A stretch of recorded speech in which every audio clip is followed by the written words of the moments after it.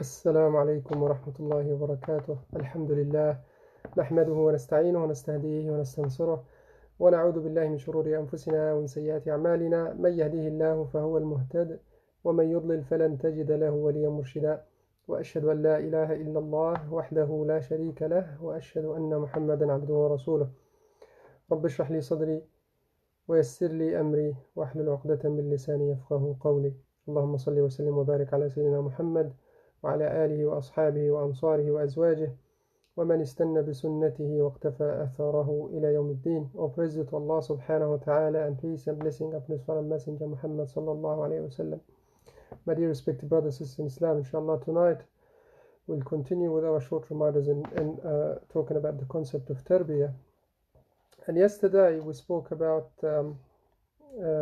how important and how our children have so much rights upon us as parents. And the first right for our children upon us is to nurture them and teach them the concept of Tawheed, to teach them Iman. And that can you can see that clearly from the Quran, from the advice of Luqman alayhi salam, Luqman the wise to his son, and it was the first advice: Ya bunayya la tushrik billah, oh my son, do not associate partners with Allah subhanahu wa ta'ala. Indeed, shirk or associating partners is a great injustice. So this is the first thing. And the Prophet sallallahu alayhi wa sallam says in the hadith, ما من مولود يولد إلا على الفطرة فأبواه يهودانه أو ينصرانه أو يمجسانه. الحديث. So every newborn born with natural fitrah, which is Islam, and then the parents change them to whatever the religion they follow. So our duty as Muslim parents to nurture our children from young age, to teach them Tawheed. So that's the first right for our children upon us. The second right, according to Luqman alayhi salam, his advice to his son, which is I'm going to try to cover tonight, those great advice from Luqman to his son, as well as advice to us as parents, and see how Luqman alayhi salam advised his son, and this is a great model for all of us to follow. First advice: La tushrik billah, do not associate partners with Allah subhanahu wa ta'ala, because shirk is a great injustice. إنما يتقبل الله من المتقين. Allah subhanahu wa ta'ala only accept from those who are muttaqin, those who are sincere to Allah subhanahu wa ta'ala. So part of the condition that Allah subhanahu wa ta'ala accept our deed is to be sincere. Also the hadith of Rasulullah sallallahu alayhi wa sallam, that the three people will be entering hellfire first: a scholar who learn and teach people about Islam, but at the same time he did it for the sake of fame, for the sake of people calling him a scholar. The second one, a mutasaddiq, someone who gives charity, and he did it for the sake of fame as well. And the last one is a mujahid, also the one who did it for the sake of fame. So all of these three people will be entering hellfire because they haven't done it for the sake of Allah subhanahu wa ta'ala. They committed shirk. So when you commit shirk, your good deed will not be accepted. The second advice from Luqman to his son, which is clearly is to stay away from wrongdoing. We always say that to our children. When you see your child walking around with a knife, especially at a young age in the kitchen, you'll be running around and just making sure that they don't harm themselves, and take it away from them and make sure that they are safe.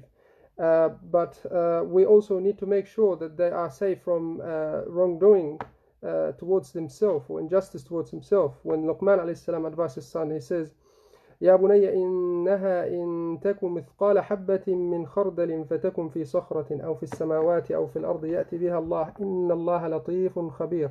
Luqman want to notify his son, or teach his son, that you have to be among the muttaqeen. You have to be mindful to Allah subhanahu wa ta'ala in all of your action, because even if it's just a small a mustard seed of evil deed, Allah subhanahu wa ta'ala will bring it on the day of judgment, and you'll be accounted for it.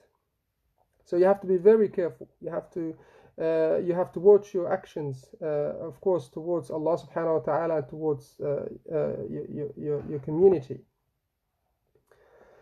The third advice from Luqman alayhi salam to his son, when he says to him, يا بني أقم الصلاة وأمر بالمعروف وانهى عن المنكر واصبر على ما أصابك إن ذلك من عزم الأمور. It is a great piece of advice from Luqman to his son, also a great piece of advice from Luqman to us, of how we should teach our children from young age. He asked him, or he commanded him, يا بني أقم الصلاة. So first thing is to perform salah, because indeed without salah we will be lost. Salah is the divine link, the divine connection between us and our creator, Allah subhanahu wa ta'ala. Without salah, our good deed will not be accepted. إذا صلحت صلح العمل كله وإذا فسدت فسد العمل كله. If your salah is accepted, your good deed will be accepted. If your salah is not accepted, your good deed will not be accepted. So it is critical, and it is very important. It's an integral part in our life. And you see how Allah subhanahu wa ta'ala, if you read the seerah of the Prophet sallallahu alaihi wasallam, how Allah subhanahu wa ta'ala made salah obligatory on Muslim. Every single ibadah was sent down to the Prophet sallallahu alaihi wasallam through the revelation of the Quran, right? But when it comes to salah, Allah subhanahu wa ta'ala lifted the Prophet sallallahu alaihi wasallam closer to him in Rihlatul Isra'i wal Mi'raj, and he commanded him with salah. And it was 50 at the beginning, and Allah subhanahu wa ta'ala made it easier for us to become 5, but it's still 50 in reward. And we know the story of the obligation of salah, how Allah subhanahu wa ta'ala make it obligation on us. Ya bunayya aqim as-salah. So it is critical for us as young parents, or as parents from young age, to teach our children, the tahara, the principle of how to prepare yourself, the condition for salah, the adhan, the wudu, the arkan as-salah, the sunan, the wajibat, the hayat, all part of salah. It is very important to teach our children one by one, step by step, from young age. And the Prophet ﷺ commanded us to teach our children from the age of 7. It is very important to teach them at that age, so they grow up performing salah. The Prophet ﷺ also says in the hadith, the Prophet ﷺ mentioned, لأن يؤدب الرجل ولده خير من أن يتصدق بصاع. Now next point is, when you teach your children salah, come next, teach them manners, good manners, because that's what the Prophet ﷺ mentioned in the hadith. If you teach your children manners, it is better than giving charity. And in the same ayah, the advice of Luqman to his son, after salah, Luqman asked his son, وَأْمُرْ بِالْمَعْرُوفِ وَانْهَى عَنِ الْمُنكَرِ. And indeed, these are the characteristics of the Muslim. These are the characteristics of the Ummah of Islam, the Ummah of Muhammad sallallahu alayhi wa sallam. Allah subhanahu wa ta'ala explained that in the Quran clearly. يَا كُنْتُمْ خَيْرَ أُمَّةٍ أُخْرِجَتْ لِلنَّاسِ تَأْمُرُونَ بِالْمَعْرُوفِ وَتَنْهَوْنَ عَنِ الْمُنكَرِ وَتُؤْمِنُونَ بِاللَّهِ. You were among the best nations to ever be existed. You enjoying good and forbid evil, and you believe in Allah. Allah subhanahu wa ta'ala value the Muslim Ummah. Allah subhanahu wa ta'ala accept from the Muslim Ummah because they enjoying good and forbid evil, and they believe in Allah subhanahu wa ta'ala. And look at this beautiful advice from Luqman to his son. Ya bunayya aqim as-salah wa'mur bil ma'rufi wanha 'anil munkari wasbir. Because he understands that you need patience with all of that. You need patience when it comes to salah. You need patience when it comes to enjoying good. You need patience when you forbid evil. Wasbir ala ma asabak. And this is a great advice to all of us, to be patient whatever has befallen upon us. Indeed, this is our time of difficulties, the time when we facing the coronavirus, and we all trying to be patient and be grateful to Allah subhanahu wa ta'ala. Wasbir ala ma asabak. Allah subhanahu wa ta'ala loves those who are patient. Allah subhanahu wa ta'ala mentioned in the Quran, Wallahu ma'as sabirin. Allah yuhibbu as-sabirin. Allah loves those who are patient. Allah with those who are patient. And in Surah Al-Asr, وَالْعَصْرِ إِنَّ الْإِنسَانَ لَفِي خُسْرٍ إِلَّا الَّذِينَ آمَنُوا وَعَمِلُوا الصَّالِحَاتِ وَتَوَاصَوْا بِالْحَقِّ وَتَوَاصَوْا بِالصَّبْرِ. وَالْعَصْرِ, by time, indeed, mankind are in loss, except those who enjoy good and do righteous things, and forbid evil, and they enjoy patience and enjoy truth. So, my dear brothers and sisters, Islam, we have to perform salah on its and indeed is to establish prayer on its time. So whenever we hear the adhan, we pray on time, and this can be difficult when we live in the West, and we don't like, it's not like our home countries when we hear the adhan in the speakers outside, and we know the time for the prayer. So you need to have a routine, maybe a timer, maybe an adhan clock at your house to call the adhan and call for the prayer. So your children at a young age, they recognize and they know the adhan, and they know it is time for the prayer. They see you lead by example. You bring them to your wudu, you bring them, and inshallah when the masajid reopen again, hopefully soon, inshallah, we'll take our children to the masjid. And this is, I wish to call upon my elder brothers at the masjid, those who get upset with younger children to the parents bring the younger children to the masjid. I wanted to ask them to be calm, not to be upset with that. We need to teach our children from young age. Maybe if they're still learning, we shouldn't be upset with them. We shouldn't be forcing them to live in the masjid, because if we push them out of the masjid at this age, they will never come back at old age. So we have to understand this as older uncles or grandparents. When it comes to young children to the masjid, we welcome them to the masjid. We teach them slowly. We have to be patient with that. The Prophet ﷺ also mentioned the hadith, الفرق بيننا وبينهم الصلاة. Indeed, the difference between Muslim and Muslim is salah. So salah is a very integral part in our life, and we have to teach our children from young age to perform salah. The second advice, or the third advice from Luqman, the fourth advice from Luqman alayhi salam to his son is do not be arrogant. ولا تصعر خدك للناس ولا تمشي في الأرض مرحا إن الله لا يحب كل مختال فخور. The Prophet ﷺ mentioned a hadith, لا يدخل الجنة من كان في قلبه مثقال حبة من كبر. That the one with an atom weight of kibr, arrogance, in his heart, he will never enter paradise. And this is a great warning from Rasulullah ﷺ to all of us, how we should treat people in a good manner, good akhlaq, and respect. And we have to moderate in our speech. ولا تصعر خدك للناس ولا تمشي في الأرض مرحا إن الله لا يحب كل مختال فخور. And we know from the Quran the story of those who were arrogant, the Pharaoh, what happened to them. And we know the Qarun, he was arrogant about his wealth, and he said, إنما أوتيته على علم عندي. I've earned this because of my intelligence, because of my hard work. But when Allah subhanahu wa ta'ala made him an ibrah, made him a message to everyone who wished that they have what Qarun had, but he didn't have the iman, and at the end he is in loss. He lost everything. And also those who the owner of the garden in Surah Al-Kahf, the one who owns the garden, and then he used to go to his neighbor, knock on his door, and teach him and telling him, I'm better than you, I got more children than you, I got more wealth than you. Allah subhanahu wa ta'ala taught him a lesson, and he took everything away from him. But at the end, that person became a winner, because he recognized Allah subhanahu wa ta'ala, and he accepted Allah subhanahu wa ta'ala destiny, and he returned to Allah subhanahu wa ta'ala after a long journey with arrogance. So a great advice to our children, we cannot boast, we teach ourselves not to boast about whatever they have, not to boast about buy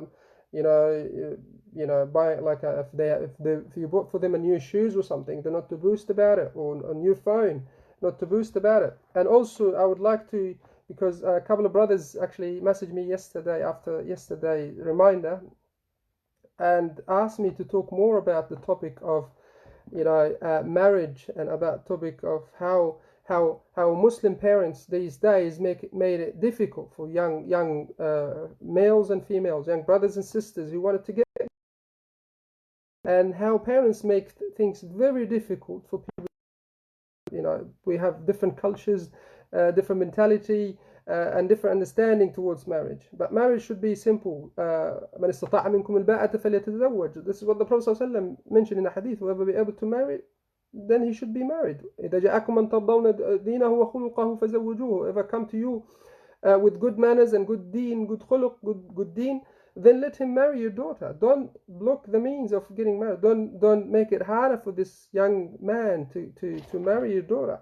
You know, same for the brother who's looking for a wife. You should also look for the one with the deen. So again, I just would like to address my older brothers and sisters who have daughters at old age and age of marriage. Do not make things difficult. Make sure that you marry your daughter to the one with the deen, not the one with the wealth, not the one who's sharing the same culture like you. Of course, it would be great to have a husband for your daughter who is wealthy, who's sharing the same culture, same language, but also it is important, and it's most important to have the deen and the khuluq, and that's what lasts. Wealth can go away, culture can be different, and our understanding to cultures can be different, but deen will last, khuluq will last. And this is my advice to my brothers who have daughters at the age of marriage, to take care of them. The last advice from Luqman alayhi salam to his son: وَقْصِدْ فِي مَشْيِكَ وَاغْضُضْ مِنْ صَوْتِكَ إِنَّ أَنْكَرَ الْأَصْوَاتِ لَصَوْتُ الْحَمِيرِ. And be moderate in your pace and lower your voice. Indeed, the most disagreeable of sound is the voice of donkeys. This is a great message to all of us, how we can teach our children don't shout loud and speak modestly, and at the same time let them or allow them to express their own opinions. And this is very important. You can't suffocate them. You can't just give them the chance to talk about their thoughts, about their feelings. We have to give them the time and the ease to listen to their needs, to listen to their thoughts. And this is very essential, very important. Otherwise, if we don't listen to them, they would go and speak to someone outside the house, and we don't know if that person would corrupt their thoughts, would corrupt their iman, and could affect them physically and emotionally. So it is very important for us to listen and allow them to come to us first among ourselves. It is very important. And this is the advice from Luqman to his son. وَاقْصِدْ فِي مَشْيِكَ وَاغْضُضْ مِنْ صَوْتِكَ. The word غض الصوت also mentions Surah Al-Hujurat. And the expression of the Quran is amazing. If you contemplate on the word غض الصوت, we also hear all the time غض البصر, which is lowering the gaze. But when it comes to صوت, we also say, well, the most common word is to khafd, which is lowering the voice tone. But the Quran used the word ghad, which is the one for most commonly used for eyes rather than the mouth, because that's explained a lot. If you understand, the word ghad means that you lower your voice, because you lower your voice at the same time out of respect, but at the same time you didn't lower it because someone forced you to lower it. For another example, in Surah Al-Hujurat, إن الذين يغضون أصواتهم عند رسول الله أولئك الذين امتحن الله قلوبهم للتقوى. Those who lower their voice around the Prophet sallallahu alaihi wasallam. So the Sahaba, Allah subhanahu wa ta'ala praises the Sahaba. When they were around the Prophet ﷺ, they lower their voice out of respect to Rasulullah ﷺ. So when we do غض الصوت, sometimes when we around our parents, out of respect, we don't speak loudly, we don't express our opinion straight away. We wait for our chance, we wait for the opportunity that our parents gave it to us, so we can express our opinions. And this is very important. This is very vital. وَغْضُضْ مِنْ صَوْتِكَ. Sometimes we have to you have to be vigilant with your thought, with your opinions when you speak out, and you address it in a nice manner, not in a loud manner. If you have a point, you don't have to raise your voice. You just address it in a good manner.